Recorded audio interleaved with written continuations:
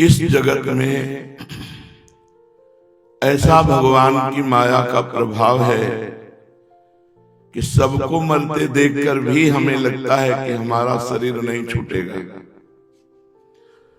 सबको भोगों में रत और असंतुष्ट देख करके भी हमारा मन कहता है कि भोगों में ही संतोष है, भोगों में ही सुख है, भोगों में ही आनंद है। सबको बिछुड़ते देख करके भी हमारा मन कहता है हमारा परिवार हमसे नहीं बिछुड़ेगा। ऐसा भ्रम बैठ गया है। यहां केवल आए हैं अपना काम बनाने के लिए, वो है निरंतर भजन, निरंतर भगवत चिंतन। हमारे मनुष्य जीवन का प्रधान कर्तव्य है भगवत स्मरण। उससे हम बिल्कुल दूर हैं। निरंतर की तो बात जाने दो, 24 घंटे में कुछ मिनट लगातार भगवान का चिंतन नहीं बनता। कोई तुम्हारे काम आने वाला नहीं है, न मित्र, न पुत्र, न पत्नी, न परिवार, न मकान, न ये शरीर, न इस शरीर के द्वारा कमाया हुआ धन, कुछ काम आने वाला नहीं।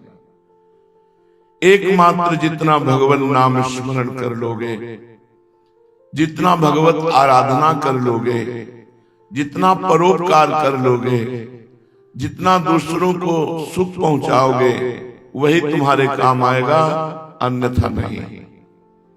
पर भगवान की ऐसी माया का प्रभाव है कि वो ये समझने ही नहीं देती।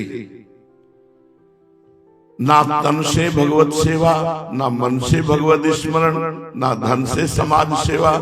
बस वही मन भोगों का चिंतन करते हुए संग्रह करते करते मर जाता है और कुछ हाथ नहीं लगता। इसलिए श्रीपाद प्रबोधानंद जी महाराज कह रहे हैं, कातव कांता कास्तव तनया स्थिरमति रेतन मृत्युमनुगणया अहा कि मध्य न पश्यसि मरणम तव पर वृंदावन में शरणम। कातव कांता कास्तव तनया स्थिरमति रेतन मृत्युमनुगणया। ए भाई, तुम स्थिर बुद्धि से अभी सोचो कि मैं तो मरा तो अमर हो जाओगे। मरो रे जोगी मरो, मरनो है अति मीठो। ऐसे मर के देखो जैसे गोरख मर जीठो। गोरखनाथ जी कहते हैं, जैसे हमने अपने मन को मार करके परमात्मा प्राप्ति की, ऐसे मरो, ऐसे मन को मारो, ऐसे इंद्रिय विजयी बनो। गलत आचरणों की तरफ जाते हुए मन को रोको भगवान नाम के बल से, और ये विचार पक्का कर लो, कातव कांता, कौन तुम्हारी पत्नी? पूर्व जन्म में तुम्हारे परिवार था, तुम्हें याद है। आगे जन्म में जहां जाओगे तो इसका भी याद नहीं होगा। शरीर छूटते ही सब स्मृति खत्म हो जाती है। अभी 9 महीने मां के गर्भ में रहे, 1 सेकंड की भी स्मृति नहीं है। इतना तो विस्मृति के गर्त में हम चले गए कि इसी जन्म की बातें याद नहीं है, फिर पूर्व जन्म की तो बात जाने दो। ये हमारी जन्म मरण परंपरा चलती रहेगी अगर भगवत प्राप्ति नहीं हुई। भगवत प्राप्ति में जो बाधक है वो कह रहे कास्तव कांता, कौन तुम्हारी स्त्री? कास्तव पुत्राहा, कौन तुम्हारा पुत्र? स्थिर मति सोचो, तुम अभी गए तो कौन तुम्हारे साथ है?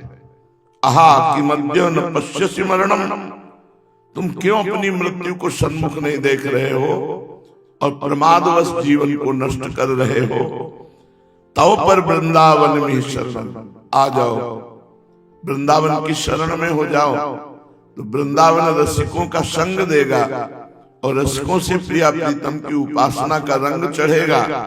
तो अजस्रम सगंधैर व्यजनवर तांबूल मृदपत, जैसे तो सबसे बड़ा पुण्य क्या है? भगवत सेवा। इससे बड़ा कोई पुण्य नहीं है, भगवत सेवा से बढ़कर कोई पुण्य नहीं।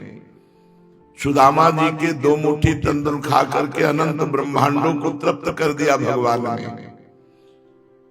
सबरी जी के बेर पाकर भगवान ने अनंत ब्रह्मांडों को तृप्त कर दिया, क्योंकि रोम रोम में ब्रह्मांड वास करते हैं।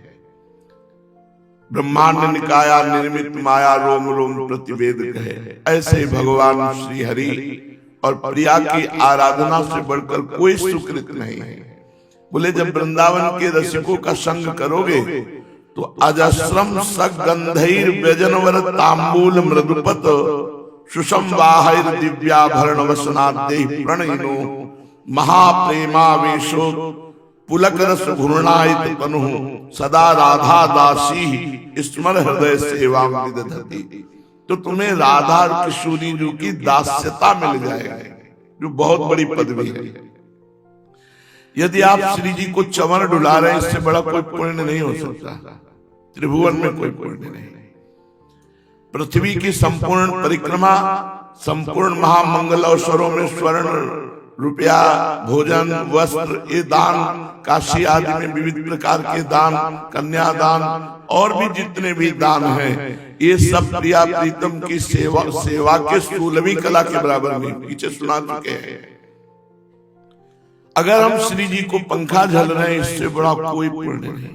श्री जी को व्यजन चंवर कर रहे हैं, श्री जी को तांबूल अर्पित कर रहे हैं, श्री जी को इत्र अर्पित कर रहे हैं, श्री जी को पुष्प, श्री जी को पोशाक, श्री जी को भोग, इससे बड़ा कोई पुण्य नहीं। क्योंकि यही सेवा पुण्य प्रिया प्रीतम को अधीन कर देता है।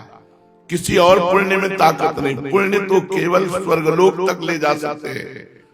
और भी जो साधनाएं हैं, तपस्या आदि, तप लोक, जन लोक, महालोक, ब्रह्म लोक, बस ये भगवत सेवा रूपी महान सुकृत प्रिया प्रीतम की प्राप्ति करा देता है। तो कह रहे जब यहाँ वृंदावन के रसिकों का संग करोगे तो तुम्हें प्रिया प्रीतम की शरणागति मिलेगी और फिर सेवा मिलेगी। युगल किशोर को नित्य माला, गंध, चमर, व्यजन, तांबूल, मृदु मधुर धीरे धीरे पाद संवाहन आदि दिव्य वसन भूषण आदि अर्पित जिसने कर दिया तो उसको एक पदवी मिलती है, राधा दासी पदवी। ये हरिदासों से भी श्रेष्ठ है। जो भगवान के नित्य भक्त दास हैं, उनके लिए भी जो दुर्लभ पदवी है वो है राधा दासी पदवी। इसमें श्री जी के चरण दबाने को, श्री जी के चरणों में महावर लगाने को, श्री जी को पान की बीड़ी अर्पित करने को, श्री जी को श्रृंगार करके श्री जी को वन विहार कराना, रस के लिए बड़ा अद्भुत सुख। इस सुख के आगे मोक्ष सुख भी नहीं है। तो जो श्री जी की सेवा परायण है, ऐसे जनों को हम नमस्कार करते हैं। हमारी श्री जी बड़ा दुलार करते हैं। ददाना तांबूलम प्रीतम मुखेंदौ सपुलकम। सखी ने तांबूल दिया श्री लाडली जी को। हमारे यहाँ की दस रीति है, पहले प्रियाजू की सेवा होती है, पहले प्रियाजू को पवाया जाता है। इससे लाडलू को बड़ा सुख होता है। तो श्री प्रियाजू के कर कमल में जब सहचरी ने पान की बीड़ी दी, ददाना तांबूलम, तो प्रियतम मुखेंदौ सपुलकम, पुलकित होकर लाडली जू ने अपने कर कमल से लालजू को बीड़ी पवाई। मुदा प्रेयो दत्तम मधुर मदती चरवितमपि। लालजू ने थोड़ा सा पान चबाकर लाडली जू के मुख में दे दिया और लाडली जू उसका स्वाद लेते हुए पुलकित रोमांचित हो रही हैं। और जिस दासी ने पान की बीड़ी दी थी उसे इशारे से बुलाया, तथा किंचित दावाप्यति दैत दासी विवशया। अब प्यारी जू ने प्रेम विवश होकर वो प्रीतम के द्वारा उद्गीर्ण जो तांबूल खंड है उसका स्वाद लेती हुई अपनी दासी के मुख में देती है। वो दासी प्रेम विवश हो जाती है। यशो वृंदारण्य लसत मम जीवस्य वसति। ऐसी प्यारी जो मेरे वृंदावन में जो मेरी जीवन है, किशोरी जो विराजमान है, इसलिए सबसे बड़ा सुख राधा दास्य है। सबसे बड़ी जो हमारी पदवी है वो प्रियाजू के गोरे चरणारविंद की ठसक है। अपनी उपासना के महत्व को समझो। आप अपने घर में राधा वल्लभ लाल की छवि विराजमान किए हो, हरिवंश महाप्रभु की छवि विराजमान किए हो, गुरुदेव की छवि विराजमान किए हो, या राधा नाम या जुगल सरकार, आप इनकी जो सेवा कर रहे हो इससे बड़ा कोई लाभ नहीं है।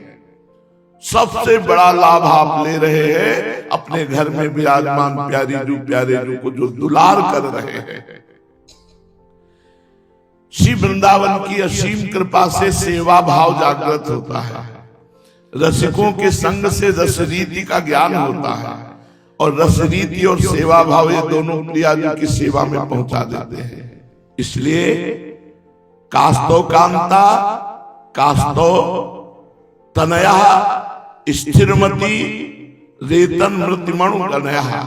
ए भाई, इसलिए अपने इस आसक्ति को प्रियालाल के चरणों में समर्पित करो। ना यहाँ कोई तुम्हारी स्त्री है, न कोई तुम्हारा पुत्र है, न तुम्हारा घर है, न तुम्हारा धन है, न तुम्हारा तन है। ये सब यही मृत्यु के एक तमाचा लगने पर सब बिखर जाएगा, सब छूट जाएगा। इसलिए जब तक शरीर नहीं छूटता तब तक ऐसा उपाय कर लो कि मृत्यु का प्रहार तुम्हारे ऊपर ना हो।